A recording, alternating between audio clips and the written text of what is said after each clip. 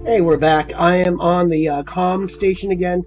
Obviously, this is like being integrated with the my orc blood axe battle wagon that you've seen in I think probably last video was up was with weathering that, and this is also matching my remodeled terrain board that I'll be bringing up here pretty soon. So I just hit it with some Model Air Rust. It's very metallic. I hit it lightly, kind of just took the Patriot 105 and sprayed it over very lightly, just to get some of that rust color. Then I want to put some other really rust. I'm using the Minitaires. I'm going to be going in with Saddle Brown. That's a real browny color. Then we got like a reddish brown, dark leather, and then I want to do a light spritzing of the citrus orange and see how that works. So I'm going to do that off camera. I'm going to run two airbrushes simultaneously, running the Patriot 105 and the Renegade Velocity.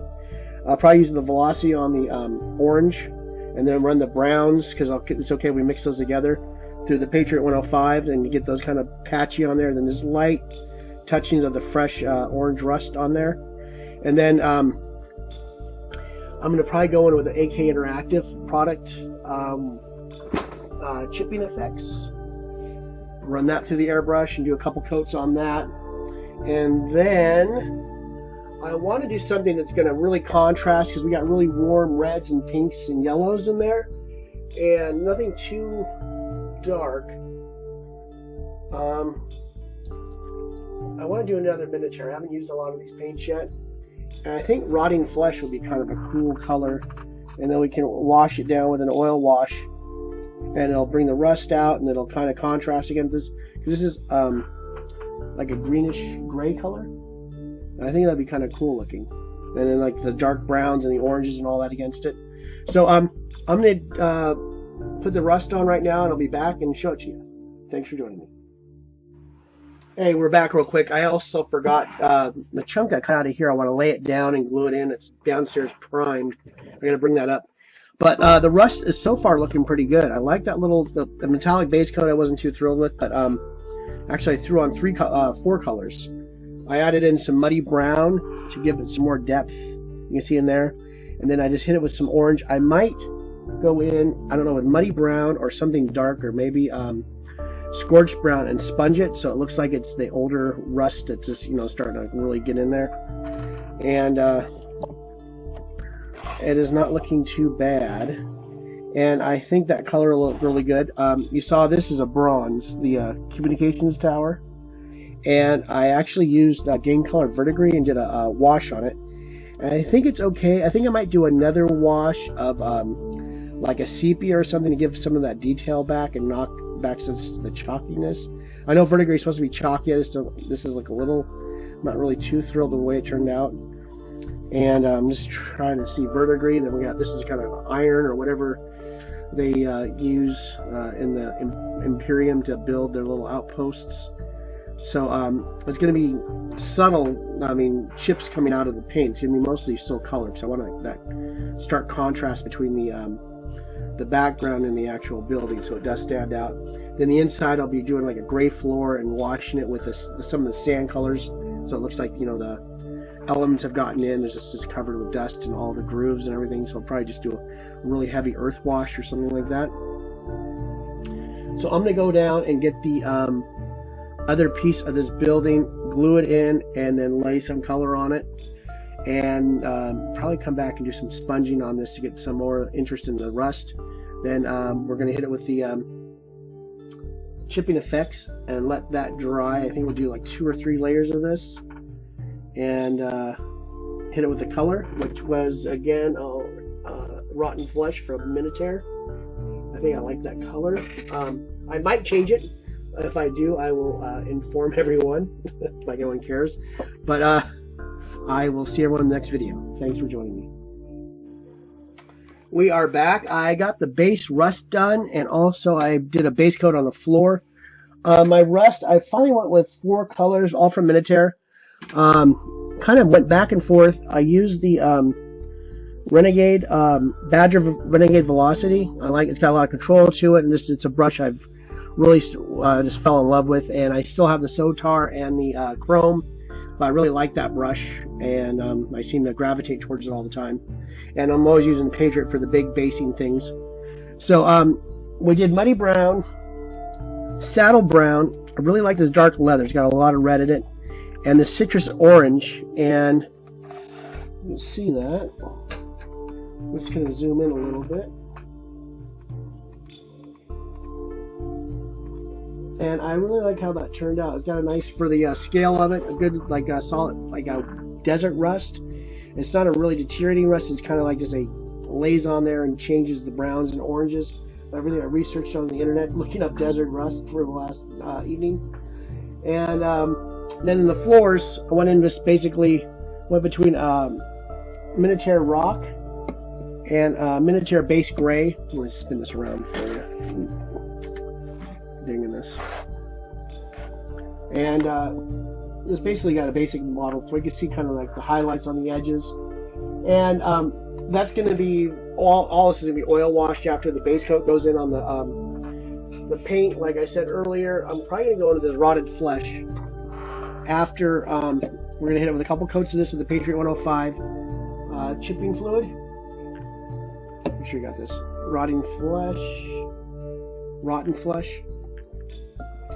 And it's probably equivalent to a Game Color or one of the other Vallejo colors. But I like the Minitaire, and it's easy to use with the brush. I'm not even having to thin this stuff. And then it's all going to be oil washed after that. Then I'm probably going to flood this with a earth tone wash or one of the Ceram Coat to make a wash out of that and make it look like this dust is coming in there. And maybe do a little bit of dust up there too, just to give it more realism. Or dust, you can't see that. Up on the deck here. And maybe there's a little bit of dust accumulation. Let's see what we can do with this. Maybe interesting. And that's going to be it for right now. And then we'll come back. I don't know if you've seen chipping fluid before. I've done that on a couple of different items. So I'm going to throw the chipping fluid on, let that dry, and then we'll move on. Thanks for joining me.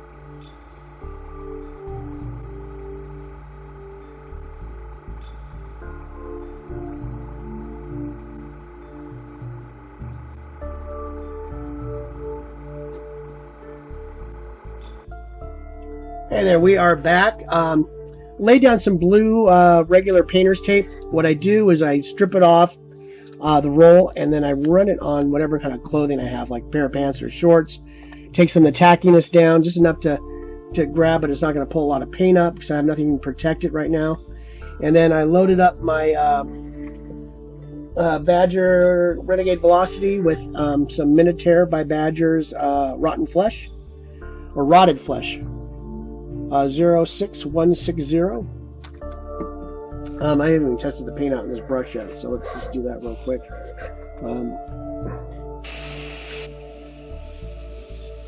Great atomization. This stuff's awesome paint right out of the bottle. I mean, if you need an airbrush paint, this is it. And it covers really good, as you can see. Let's see if we can get you in this action a little bit more here. Bring it up a little bit. There we go. Got one of those little tripods on my desk. I don't think I need a speaker stand anymore. Oh, this is great coverage. And after I do the chipping on here, I might go and pick some of the details out again with a brush, a regular brush. Yeah, I'm starting to dig this. I'll have to do a couple coats. It might not be green enough though either. Let's see. It's starting to kind of blend in with. Am I getting tip dry already?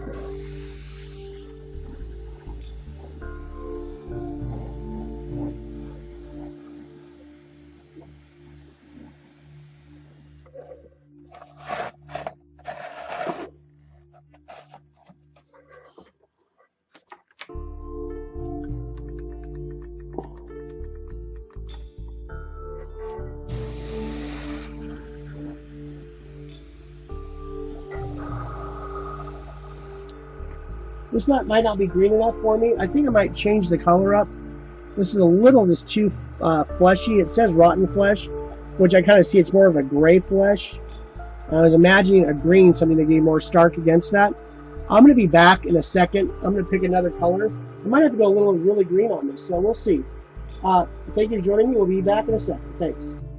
Okay, we are back. I switched over to another color called Pestilence Flesh. It's got a little more green in it. I just hit it with, just to test it before I waste everyone's time with it. I'm digging it. It's a way better color. And it's covering really nicely. Well, it's going over that other color too. And then we're going to be taking some of it off anyways with warm water and a brush. Let's get over there. We'll see if I can get this zoomed out again.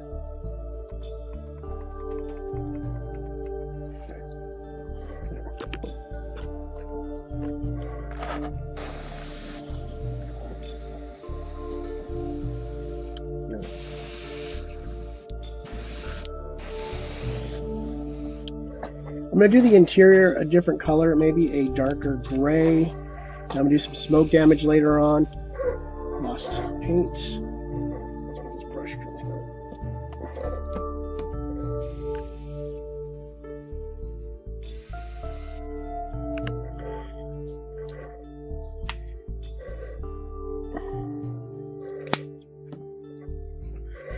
Here. Show you there real quick. I'm just going to hit it real quick with this color.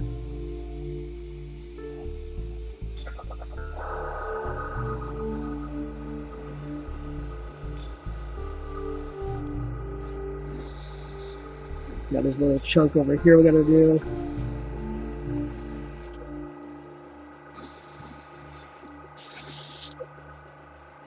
So I'm going to finish this up. I'm going to do some kind of interior color. I'm not going to do that on camera.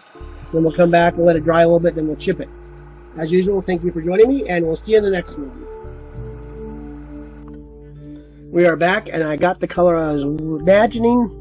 Maybe a little more yellow than I wanted, but this will be fine because we're going to do the paint chipping on it right now, and then we do an oil wash. It'll really take down the color a lot. If you saw on my battle wagon, it took down the brightness and the intensity of the medium gray and the Panzer Aces Splinter camouflage down tremendously. It almost makes it all blend together, and that's what a wash is supposed to do.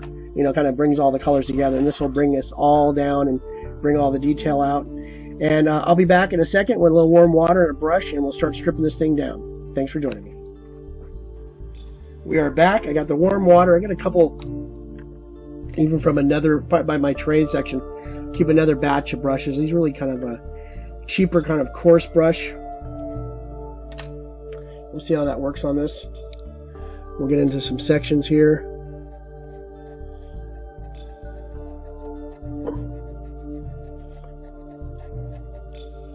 Get it really soaked. There we go.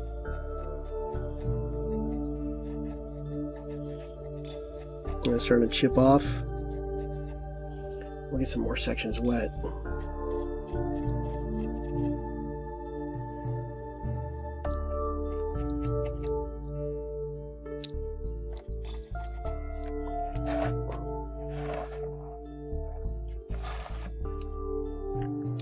Guess I got a little of that, too much of that white over here. There we go.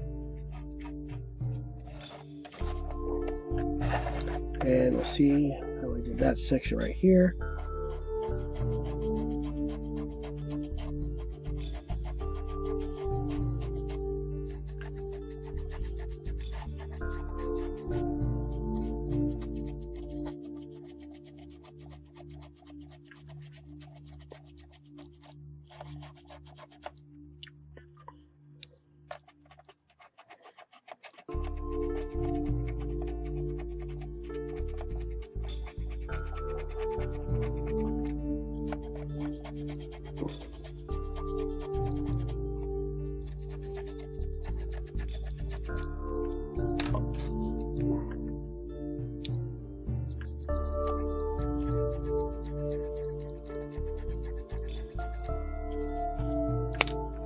This paint does not want to give up today.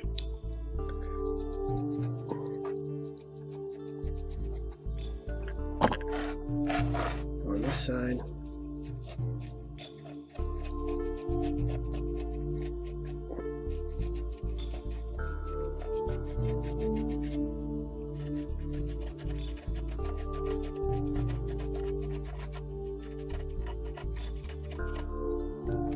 I have another brush I can use too. I use one for stripping miniatures, and that's a really good one if I can find it. It's right here. I don't know, like in the US you can't find many stiff toothbrushes, but a denture brush, I picked one of those up just by chance, and it is awesome for removing paint, especially when you're stripping miniatures with green, simple green or something like that. And I think this is the key right here. These brushes are too soft. Once you get them wet, they're kind of useless too. So we got this denture brush. Oh, there we go. That's just coming off like nothing. Yeah, this is awesome. Okay, so that's the key. These stiffer brushes, they sometimes work, sometimes they don't, and I guess this warm water is making these things kind of really loose. So I'm just going to throw some water on this in areas. Now we'll go in here with the magic denture brush.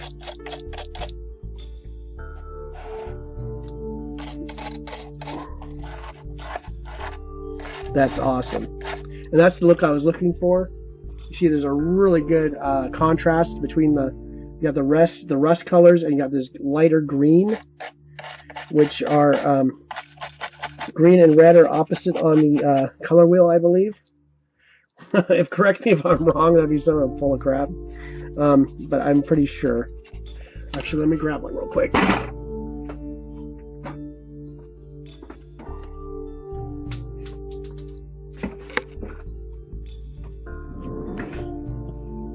I am not BSing. I don't know if you can see that or not.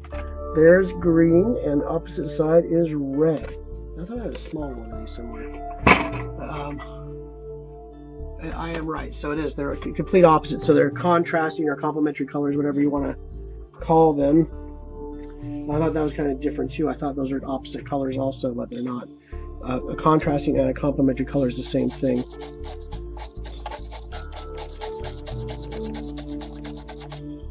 So I'm going to get at this. You're going to watch this for, I don't know how long this is going to take. I'm going to come back when I'm done with it, and then, let's see, I want to get this piece done over here really good. Just got oxidation because it's all broken, and the elements would have got to that right away.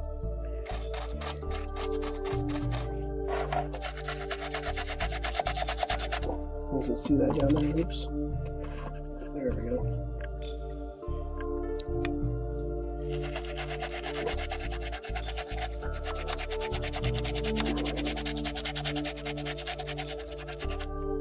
So that's starting to give up its color, and I got a little paper towel to help blot it off. It gets that, because it foams up for some reason. That looks awesome.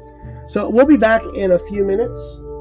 As usual, thank you for joining us, and we'll show you this when it's all chipped and be ready to varnish it and get ready for the oil wash. Thanks again. We are back. I think I got the chipping to where I wanted to be. I wanted to keep that green color, but make sure it looks like it's been there forever and beat up, and the desert rust, which I kept looking at, and like you think there's no rust, but there is. But it's not like it won't deteriorate things as much as like in the ocean, but it does take its toll, and it changes the color of metal. And let's zoom in on this real quick, and I'll show you where we are at. Let's see how close we get in. There we go. That looks pretty realistic. And I think after we hit it with a, we'll hit it with a satin varnish, and then we'll go in with a wash. And so we'll pull some detail out of the floor in the back. We'll just kind of, and we'll see how this looks from back here with the some good contrast between the tower and that, so they don't blend. And that's supposed to be bronze. This is supposed to be metal with paint on it, and that's our copper or bronze with verdigris on it. Then we got our desert, and I just put a little back one of my display boards. I just threw an airbrush on it real quick. Looks like a burning sky or something like that. And then let's spin this around. And you can see inside. Oops. Trying to break stuff. And you can see inside here, it's all damaged. I decided to go with the same color all the way through. I don't want to do any more masking or anything like that. I like this piece and I like this color. And it looks really, I think it looks cool, the contrast of the rusts. Because you have the rust and you have the reds in the desert, and then you have this green that really, really stands out. And I wanted that because it catches your eye. Because it'd be like an outpost, and from the distance you'd be able to see it against everything. And put the tower back up. It's magnetized. Kind of looks like an oil derrick, but the intention was we have these communication arrays on top, the antennas, and you have like a reinforced area to keep it down to like this little.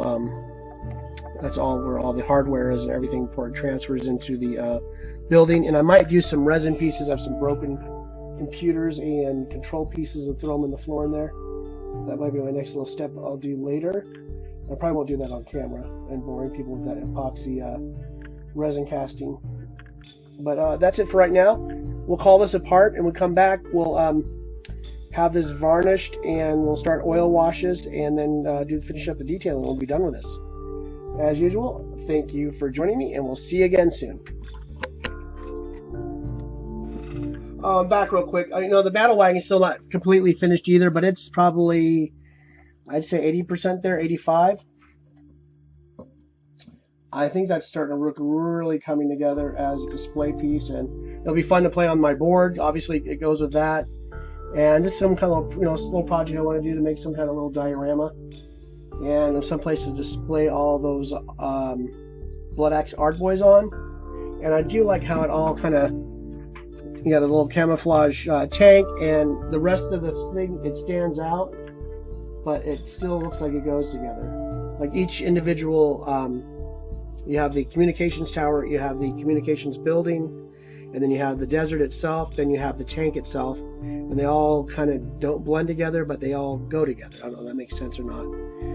Babbling. So that is it for right now on this part, and we'll see you on the next one. This will be part of the communications tower. I believe that's one of my series that I've been neglecting for a while, and we'll add on to that. And we'll keep in touch with it. Thank you.